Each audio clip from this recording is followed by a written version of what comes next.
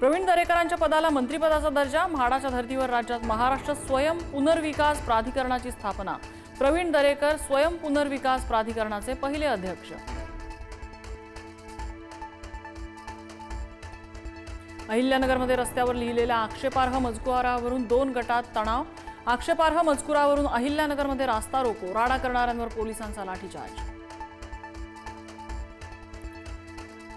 अहिल्यानगरचा राडा हे षडयंत्र, मुख्यमंत्री देवेंद्र फडणवीसांची प्रतिक्रिया। राज्यात तणाव निर्माण करण्याचा प्रयत्न, मुख्यमंत्र्यांची माहिती। विजयानंतरही पाकचे मंत्री मोहम्मद नक्वी यांच्याकडून ट्रॉफी स्वीकारण्यास टीम इंडियाचा नकार। विना ट्रॉफीचं सेलिब्रेशन करत पाकला लगावली सणसणीत चपराक।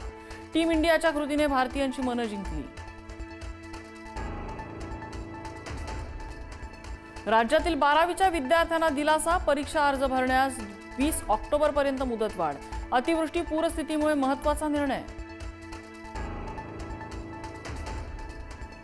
राजकीय धार्मिक आंदोलनातील 77 खटले मागे घेण्याची राज्य मंत्रिमंडळ उपसमितीची शिफारस। 77 प्रकरणं पुन्हा क्षेत्रीय समितीकडे विचारार्थ पाठवणार, मात्र गंभीर आणि स्त्रीविषयक 47 गुन्हे मागे घ्यायला साफ नकार। कोल्हापुरात असदुद्दीन ओवैसींच्या दौऱ्याविरोधात हिंदुत्ववादी संघटनांचं आंदोलन। भारत हा सर्वांचा आहे, आम्ही कुठेही जाऊ शकतो, इम्तियाज जलील यांची प्रतिक्रिया। येत्या 2 ऑक्टोबरला ठाकरेंच्या शिवसेनेचा दसरा मेळावा शिवाजी पार्कवर पार पडणार। दसरा मेळाव्याचा आणखी एक टीझर प्रदर्शित। सातारचा शाही दसरा साधेपणानं साजरा करणार, खर्चाची रक्कम पूरग्रस्तांसाठी। छत्रपती उदयनराजे भोसलेंचा निर्णय। दरवर्षी दिमाखात पार पडतो साताऱ्याचा शाही दसरा सोहळा।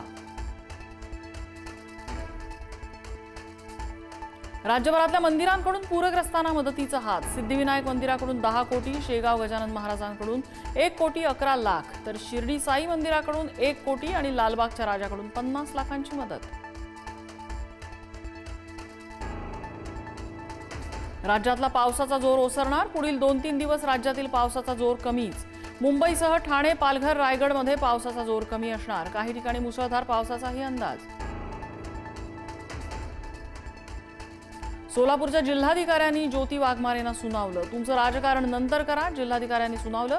मदतीवरून सवाल करत वाघमारेंनी केला होता फोन।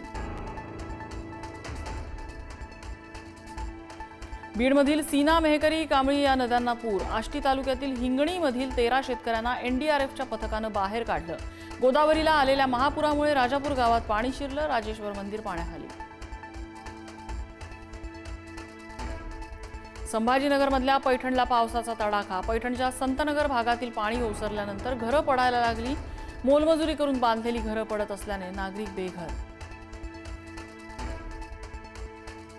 नाशिकच्या गंगापूर धरणातून 10,988 क्युसेक वेगाने पाण्याचा विसर्ग।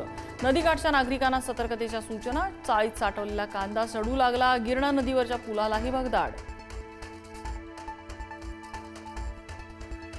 सोलापूर जिल्ह्यात पावसाचा जोर ओसरला, मात्र सीना नदीलगतच्या गावांना सतर्क राहण्याच्या सूचना। भीमा नदीला आलेल्या पुरानं अनेक महामार्ग बंद, तरड गावातील पाणी ओसरायला सुरुवात।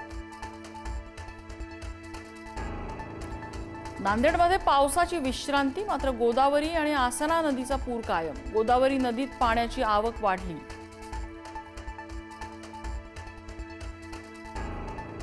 बदलापुरात मनसैनिकांचा परप्रांतीय फेरीवाल्याला बेदम चोप। मराठी भाषा आणि मराठी माणसाबद्दल अपशब्द वापरल्यानं मारहाण।